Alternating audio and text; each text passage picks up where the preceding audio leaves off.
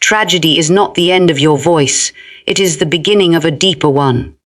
There are moments in life when pain takes your breath away, when the words you once used to comfort others suddenly vanish, and all that remains is silence. It feels as though everything you were, every dream, every song, every smile has been swallowed by sorrow. You stand in the ruins of what used to be, and you wonder if you will ever speak again. But it is in that silence, in that breaking, that something extraordinary begins. Because God does not allow your voice to end in pain, He reshapes it through pain. He takes what was once surface and gives it depth, takes what was once loud and gives it meaning, takes what was once confident and fills it with compassion. The voice that rises from tragedy is not the same as the one that fell into it. It carries the sound of heaven's mercy. When everything around you collapses, you begin to see the world differently. Words spoken by others may seem empty, and yet within your own heart, a quiet awareness begins to grow. Suffering strips away the unnecessary. It peels back the layers until only truth remains. The truth of who you are, the truth of what matters, the truth of who God has always been. Out of that truth comes a new kind of voice, one that does not speak to impress or persuade, but to heal. Tragedy takes away the false and leaves only the genuine, and from that genuine place, your voice becomes an instrument that can touch the souls of others. You see, the human spirit has a resilience that cannot be explained by reason alone. When pain breaks the surface, it exposes something eternal inside of you. Before tragedy, you might have spoken from knowledge, from experience, from talent. But after tragedy, you speak from the depths of being itself. Your words carry weight because they have been tested in the fire. Your compassion carries power because it has been refined through tears. The voice that emerges from brokenness is not merely a sound, it is a presence. It is the sound of someone who has met God in the valley and lived to tell about it. Tragedy has a way of silencing what is shallow so that what is eternal can begin to speak. When you have wept in the dark, when you have questioned everything you believed, when you have felt forgotten and still chosen to hold on, your voice becomes sacred. It carries the echo of faith that survived the storm. It carries the tremor of humanity and the strength of divinity intertwined. It no longer needs to prove itself, it simply is. The deeper your pain, the deeper the well from which your words will flow. What once felt like the death of your expression becomes the rebirth of your truth. In the moment of tragedy, it feels like everything is ending. You cannot see that something new is being born in the silence.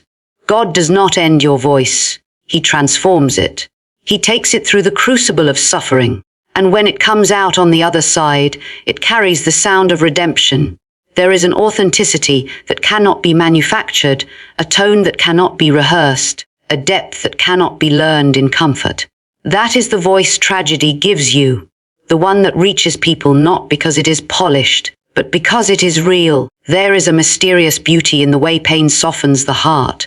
Before tragedy, your words may have been strong but perhaps lacked tenderness. After tragedy, they are tender, but their strength has grown. The balance between strength and softness, between truth and grace, between what hurts and what heals, this is what gives your voice its new power.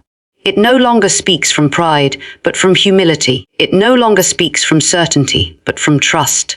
It no longer speaks to be heard, but to bring hope. That is the voice that can comfort others because it has walked where they walk.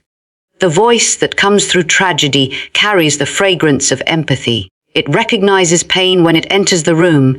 It understands silence when others cannot speak. It does not rush to fill the space with answers. It stands quietly beside those who suffer and says, "I know." And that simple acknowledgement, born from your own wounds, has the power to heal more than sermons or speeches ever could. When your voice has been baptized in tears, it becomes an instrument of grace. People no longer just hear your words, they feel your heart. The deeper your pain, the clearer your voice becomes. Tragedy teaches you to listen before you speak, to pause before you proclaim, to weep before you preach. It teaches you that true strength is not in volume but in presence, not in perfection but in honesty. And when you finally do speak again, your words carry authority, the kind of authority that comes only from survival, from surrender, from walking with God through the fire and realizing you were never alone. There will come a moment when the silence that once felt unbearable begins to turn into a whisper. That whisper will grow into a word, and that word will become a testimony. It will not sound like your old voice. It will sound like truth wrapped in mercy. You will speak, not as one who has escaped pain, but as one who has been redeemed by it. You will speak with the tenderness of someone who has seen loss and still believes in love, who has walked through the valley and still believes in light. Tragedy, my dear friend, is not the final chapter of your voice. It is the sacred threshold through which your deeper voice emerges, the one that carries compassion instead of bitterness, understanding instead of judgment, hope instead of despair. It is the voice that reminds others they are not alone, the voice that carries heaven's heartbeat through human words. And though it was born in pain, it speaks with a beauty that only brokenness can reveal. Pain becomes purpose when surrendered to God. Pain on its own is a weight, a burden that presses against the heart until it can hardly breathe. It isolates, it confuses, it makes the soul question everything it once believed. Pain in human hands leads to bitterness, but pain placed in God's hands transforms into something sacred. When you take what hurts most and lay it before Him, not with understanding, but with trust, you give Him permission to turn your suffering into a vessel for His glory. The pain does not disappear, but it begins to take on a different shape. What once felt meaningless begins to move toward meaning. What once felt like destruction begins to reveal direction. Surrender is the turning point. It is the moment when you stop fighting to make sense of your suffering and instead allow God to make something of it. It is not resignation, it is release. It is the decision to believe that there is a purpose hidden within the pain, even if your eyes cannot yet see it. When you surrender, you exchange control for peace, despair for hope, and isolation for intimacy with the one who understands every wound. In His presence, pain is not wasted. It becomes the raw material for redemption. Pain in the hands of God becomes a teacher. It teaches compassion to those who once judged too quickly. It teaches patience to those who always rushed. It teaches humility to those who thought they were strong. The very thing that tried to destroy you becomes the thing that deepens you. It carves out the hollows of the heart where understanding can dwell. The person who has never suffered can offer sympathy, but the one who has surrendered their pain to God can offer healing. They have walked through the fire and found the flame of grace still burning. When you surrender your pain to God, you are not denying the hurt, you are sanctifying it. You are allowing Him to step into it with you, to breathe His Spirit over the ashes, to turn what was once unbearable into something beautiful. You begin to see that pain was never meant to end you, it was meant to shape you. Every tear shed becomes a seed that grows into wisdom. Every heartbreak becomes a bridge to someone else's healing. Pain in God's hands is never the final story. It is the beginning of a purpose greater than you imagined. There is power in surrender because it invites transformation. When you try to hold pain tightly, it festers. When you try to ignore it, it grows. But when you surrender it, it changes form. God begins to take what was raw and refine it, what was broken and rebuild it. He does not simply erase your sorrow, He redefines it. What you thought was punishment becomes preparation. What you saw as loss becomes the soil for growth. Pain becomes purpose when you allow it to pass through the refining fire of His love. So many people carry pain like a shadow they cannot escape, but in surrender, the shadow becomes light. It becomes a testimony. There is a quiet miracle in the way God works through suffering.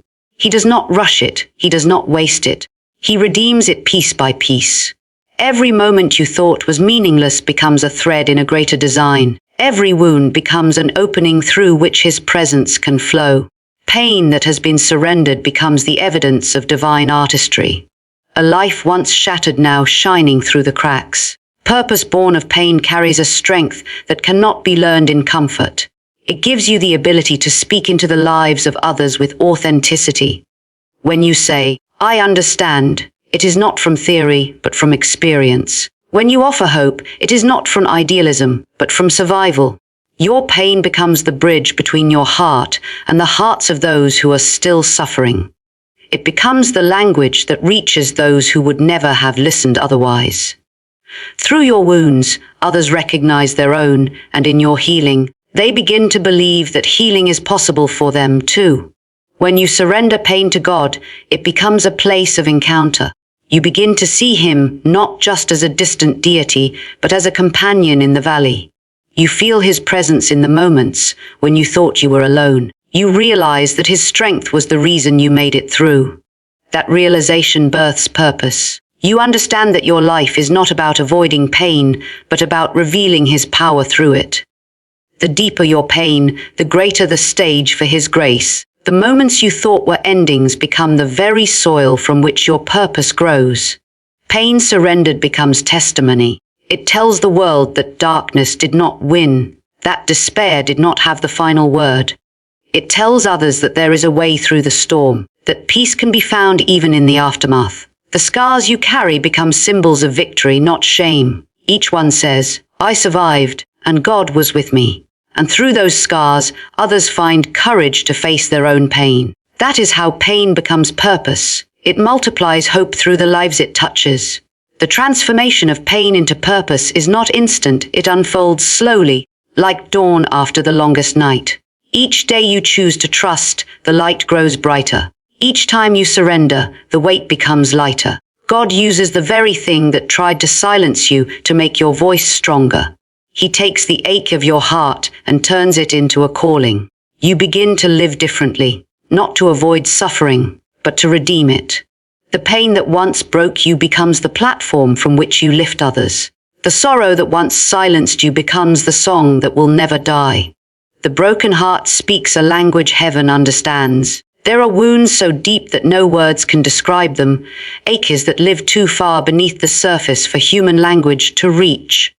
When the heart shatters, when life collapses in silence, and the soul trembles beneath the weight of sorrow, something holy happens that few can see. The world may look at a broken heart and see defeat, but heaven sees communion. The sighs, the tears, the groans that cannot be uttered, these are not lost in the air. They rise like incense, carrying the soul's cry to the very throne of God. Heaven understands what pain cannot articulate, and in that divine understanding, the broken heart finds its truest voice. When a heart breaks, it opens. It opens to a depth of feeling, to a tenderness of spirit, to a vulnerability that is both terrifying and sacred. In that opening, heaven draws near. The God who created emotion does not turn away from it. He steps into it. He does not rush to silence the pain, but listens to it with infinite compassion. Every tear is seen, every tremor of fear is felt, every whispered prayer that never formed into words is heard. The language of the broken heart is not spoken in sentences, it is spoken in surrender. It is the unspoken "help me" that heaven never fails to answer. There are prayers that come from the mind, structured, deliberate, thoughtful. But the prayers of the broken heart come from the soul itself. They are raw, unfiltered, stripped of pretense. They do not seek to impress, they simply seek to be understood. And God, in His infinite gentleness, understands perfectly. The heart that breaks before Him is never despised, for He knows that in breaking, it has become real. There is an honesty in pain that cannot be found anywhere else. It is in those moments, when the mask falls and the spirit trembles, that God speaks most clearly. His voice is not always loud, sometimes it comes as a whisper, a warmth, a quiet knowing that you are not forgotten. Heaven's language is not made of words, it is made of understanding. The Spirit Himself interprets what the human tongue cannot express. When you are too weary to pray, when your tears fall faster than your thoughts can form, heaven is already translating your pain into purpose. Every sigh becomes a sentence, every tear becomes a petition, every silence becomes a song. It is a mystery beyond comprehension, but in the stillness of heartbreak, heaven hears every note. The language of the broken heart is divine in its simplicity because it is pure truth, unfiltered, unguarded, and utterly human. A broken heart reveals what comfort often conceals. When life is easy, the soul can grow distracted. When life breaks, the soul becomes real. It begins to see not with the eyes, but with the heart. Suffering strips away the unnecessary, leaving only what truly matters. And in that raw, exposed place, the presence of God becomes more tangible than ever before. The heart that once sought answers begins to seek Him. The pain becomes not just a cry for relief, but a cry for relationship. That is why heaven draws near to the brokenhearted, because their cry is not shallow, it is sacred. There is beauty in the language of tears. They are honest, and honesty invites healing. A single tear can speak volumes where words would fail. It can say, "I'm sorry, I'm tired, I miss them, I don't understand, and I still believe," all at once. And God hears it all. The broken heart does not need eloquence, it needs authenticity. The God who formed you from dust understands the language of that dust when it weeps. He collects your tears, not one escaping His notice, because each one carries meaning in heaven's eyes. Sometimes people around you cannot understand your pain, and that isolation can deepen the hurt. But heaven's understanding fills that void. Even when no one else can translate your silence, God already knows the full story. He reads every unspoken line, every hidden ache, every unexpressed longing. And in His presence, that understanding becomes healing. The heart finds rest, not because the pain disappears, but because it is finally understood. There is comfort in knowing that your sorrow does not have to make sense to anyone else. It is already known completely by the one who made you. The language of the broken heart is also the language of transformation. Every time your heart breaks, something eternal is revealed.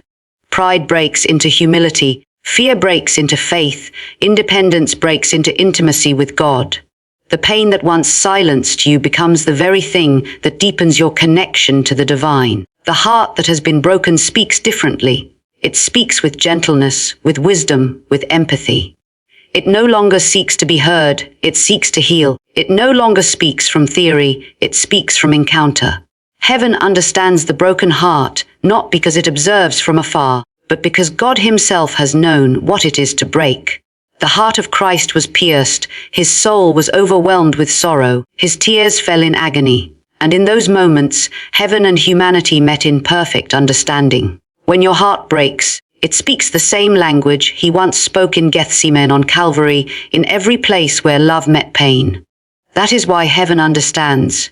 It has felt what you feel. The broken heart, in its deepest ache, is never alone, it is echoing the heart of God.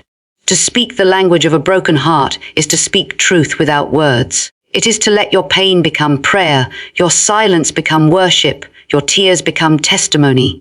It is to know that even when your voice trembles, heaven listens. The broken heart is not a curse, it is a conversation with eternity. It speaks what the tongue cannot, and heaven answers with presence. Out of that sacred exchange, the human soul finds what it could never find in comfort. A depth of communion where every wound becomes a word and every ache becomes an amen. Silence in suffering can become the birthplace of divine revelation.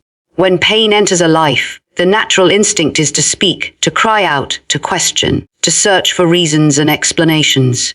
Yet there are moments when even words fail, when the heart grows too weary to pray, when all that remains is silence. It is in that silence, deep, aching, and heavy, that heaven begins to whisper.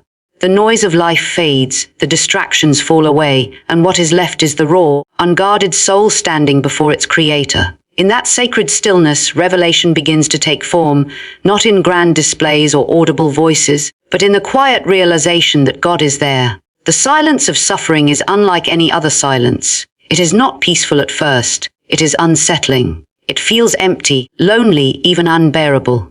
The absence of sound becomes the sound of grief itself, yet within that emptiness lies potential. The heart, stripped of all the noise it once clung to, becomes an open space for divine presence. God often chooses silence as His language when He wants to go deeper than understanding can reach. In silence, He does not need to convince, He begins to reveal. He does not explain, He transforms. When you are in pain and the heavens seem quiet, it may feel as though you have been abandoned, but in truth, silence is not absence, it is preparation. The voice of God often comes not to the loud, but to the listening, and suffering has a way of teaching you to listen differently. It refines the ear of the soul. It makes you aware of things that once went unnoticed. The soft movement of grace, the subtle comfort of His nearness, the strength found in simply breathing. It is through silence that your spirit learns to perceive the presence of God in ways the busy mind never could. In the silence of suffering, you begin to see beyond the surface. Words are limited, they can only describe what you already know. Silence, however, opens the door to what you do not yet understand. It becomes a sacred classroom where God teaches through presence rather than lecture. You realize that not every answer comes in sentences. Some truths are given only through revelation, and revelation often requires quiet. It is in the stillness of the heart that divine understanding begins to take root. There is a holiness to silence that the world has forgotten. We fill every moment with sound, with noise, with constant distraction, because silence feels uncomfortable. Yet silence is where God often does his deepest work. When you can no longer explain your pain, when prayers feel empty, when hope feels distant, silence is not the end. It is the space where God reshapes you. The absence of sound becomes the presence of spirit. The quiet becomes a canvas on which God paints truth. Many of the greatest revelations in Scripture came not through noise, but through stillness. Moses met God in the solitude of the mountain. Elijah heard him not in the wind, nor in the earthquake, nor in the fire, but in the still small voice. Jesus himself withdrew into the wilderness to be alone with the Father. There is a divine pattern woven through these moments. The deeper the silence, the clearer the revelation. It is as if God waits for the noise of human striving to cease before he begins to speak to the soul. Silence in suffering also teaches surrender. When you stop trying to force meaning, when you stop demanding answers, when you simply sit in the H and allow yourself to be still, that stillness becomes trust. It is a silent declaration that says, "Even when I do not hear you, I believe you are here." In that surrender, revelation begins to unfold. You start to understand not just with your mind, but with your spirit. The silence becomes less about what you are missing and more about what you are receiving. Peace that defies understanding, comfort that does not require explanation, faith that exists without sight. There are things God can only show you when you are quiet enough to see them. Pain slows you down, and silence holds you there long enough to notice the subtle movements of grace around you. You begin to perceive how even in the darkest moments, life still whispers its persistence. The sun still rises, your heart still beats, mercy still finds you. These are not coincidences. They are revelations wrapped in simplicity. They remind you that even in silence, God is still speaking through creation, through breath, through being. The silence of suffering has a rhythm, a sacred pulse that echoes with divine timing. It invites you to stop resisting and start receiving. It teaches you that revelation does not always come in dramatic forms. It can come in a single moment of awareness, in the stillness of tears, in the quiet courage to face another day. In silence, your senses become sharper, your heart becomes softer, and your faith becomes deeper. You learn to discern God's presence not by what you hear, but by what you know in the depths of your being. Silence also reveals the truth of who you are. Without the noise of opinions, without the voices of fear or expectation, you meet your own soul in its purest form. You see your weakness, your dependence, your need for grace. But you also begin to see how loved you are, even in that fragility. The silence exposes everything false and leaves only what is eternal. That exposure is painful, but it is also redemptive. Out of the quiet comes clarity, and out of clarity comes communion. In silence, suffering becomes sacred because it becomes a meeting place between the human heart and the divine presence. The pain that once seemed senseless begins to birth understanding, not necessarily about why it happened, but about who God is in the midst of it. The silence that once felt like emptiness becomes fullness, not of noise, but of peace. The revelation does not always arrive as an answer. Sometimes it arrives as awareness, as assurance, as love that fills the space where words once were. It is in that wordless exchange that the soul learns to rest, and in that rest, it receives what the noise of the world could never offer. Divine revelation born out of silence.